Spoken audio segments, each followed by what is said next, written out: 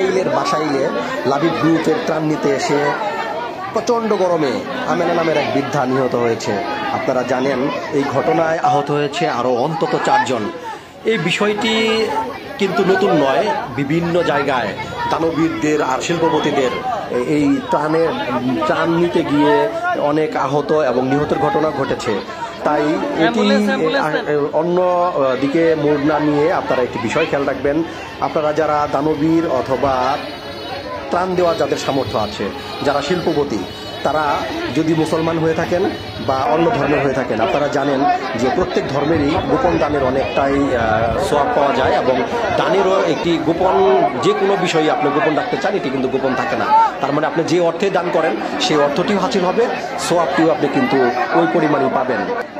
এই কারণে দানের বিষয়টি এইভাবে না দিয়ে যদি আপনারা যদি দানই করতে পারেন এত টাকা, তাহলে আর কিছু টাকা খরচ করে হলেও যারা গরিব অসহায় মানুষ রয়েছে তাদের বাড়ি বাড়ি দানের এই বিষয়গুলো পৌঁছাবেন, এমনটি আমরা প্রত্যাশা করি, আশা করি।